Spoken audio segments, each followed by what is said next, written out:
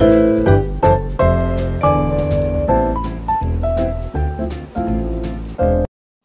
guys! For today's video ay magluluto tayo ng opo. Opo, tawag dito sa Tagalog, diba? Ayan, pasensya na sa aking oily face, tapos yung aking back. Meron tayo dito, bumili ako ng 50, mga, syempre 99.66, o ayan, makikita mo, na nakasave tayo ng giniling. Hinati natin sa dalawa. Ayan, tipid ulam po ngayon yung ating lulutuin. Meron tayong, syempre, lagay natin 50 pesos to. Ayan. Tapos, dalawang ulam na. Tapos, meron tayong carrots. Hatiin. 10 pesos yan, guys. 10 pesos. 10 pesos. Tapos, meron tayong repolyo. Para hatiin natin, mga 10 pesos din. 20 pesos pa ito. Ayan. Meron tayong dalawang ng sibuyas for 5 pesos. O, 5 pesos din natin na. 5 pesos din ito, guys. O, pero okay pa naman. O, okay pa naman siya, diba? 5 pesos. Ayan. Meron tayong bagyo beans. Ayan. Yung ating bagyo beans is 5 pesos. Konti lang naman ang gagamitin natin. O, diba? Opo natin. Hindi ko alam kung magkano to. Pero binili ko ni daddy. Ayan. Binili ni daddy. Oo. Ayan. Opo. Tipid ulam. Ayan. Isang upo nito, siguro mga 20 or ano, kasi out of town na binili. Ayan. Wait lang. At mag-slice tayo. Ayan, guys. O, diba? Ayan. Maliit yung carrots natin, 10 pesos. Hatiin natin sa gitna. Diba? Mag-slice lang ako. So, we'll be back later. Ayan, o, diba? Ang dami, guys. O, ang dami na siya. Ayan yung ating carrots at saka bagyo beans. Tapos, guys, ito yung ating giniling. Lagay natin yung ating carrots. Gawin natin yung dalawang ulam. O, diba? Dalawang ulam na tipid. Para may baon din yung aking anak for tomorrow. Ayan. Add pa natin ng garlic at saka sibuyas. Yung ating dalawang sibuyas, 250 each. Kasi 5 pesos dalawa, diba? Ayan. Meron pa tayong garlic doon. Ang isang buo is 5 pesos. Mga 3 piraso na sila. Ayan. Diba? Ayan, 3 piraso yan, guys. Yung ating upo, guys, oh, ayan. Cut lang natin sa maliliit.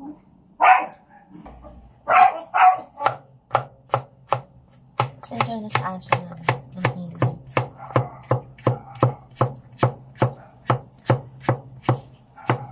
Ang ganun mo siya, guys.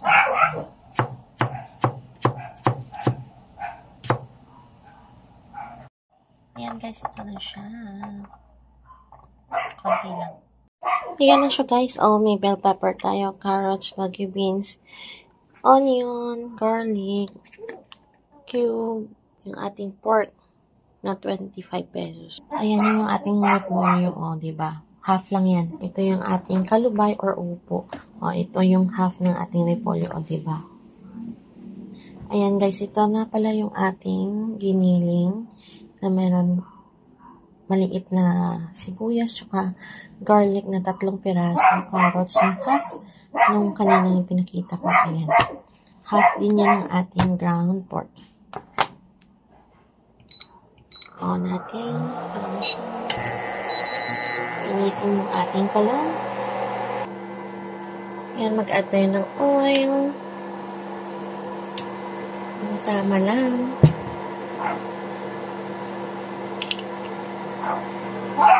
Ayan, pag mainit na, guys, lagay natin yung ating onion at garlic.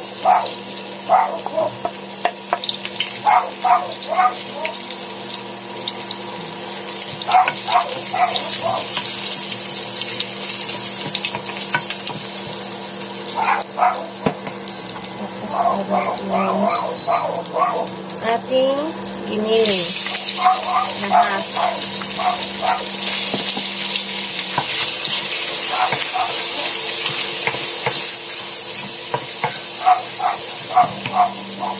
Add tayo ng black pepper,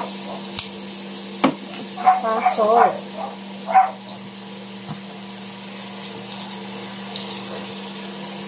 Konting salt lang. Ayan guys, add tayo ng water. Okay lang yun guys. Let it simmer mga 5 minutes. Ayan guys, while simmer, nilipat ko pala guys kasi mag-add tayo ng egg, 1 egg, ng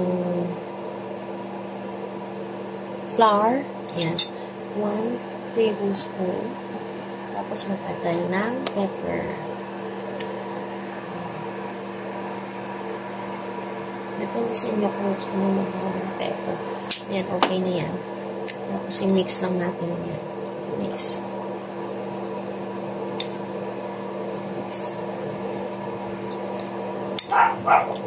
Ayan, kasi siya lang sa akin.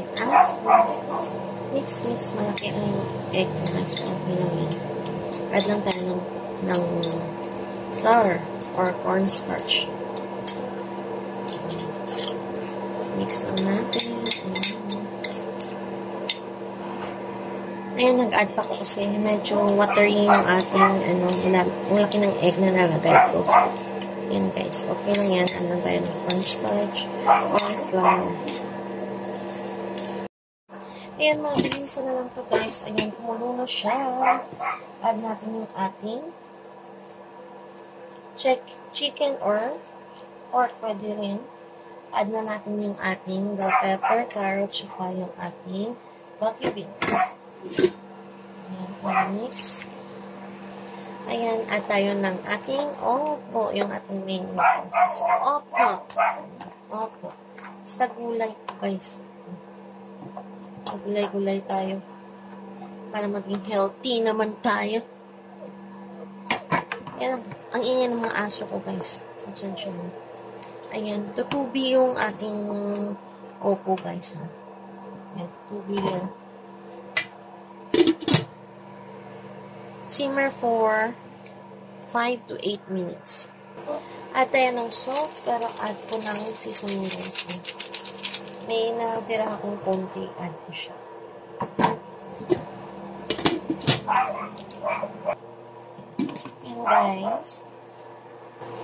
Yan guys, tikman natin guys. Pero add na natin yung ating repolyo. Meron din tayong mga leafy. Ayan. Ay, ang ingay talaga ng aso namin. Wait lang. Depende sa inyo guys kung gusto nyo lagyan ng maraming water. Pero sa akin gusto ko yung tama lang guys. Tapos try natin yung lasa. Ang tama na sa akin. Hindi medyo maalat, hindi maasin.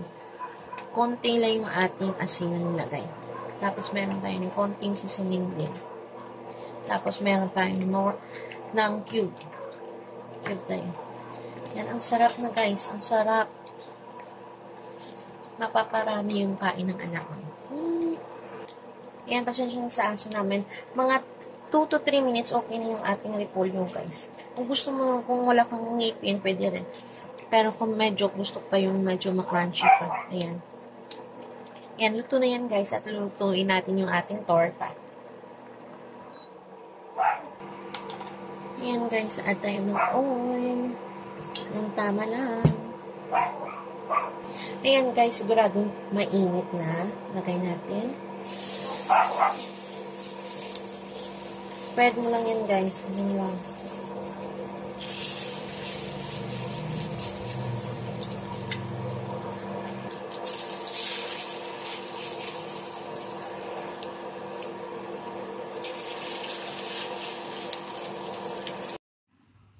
Ayan guys, luto na yan pag na golden brown na siya.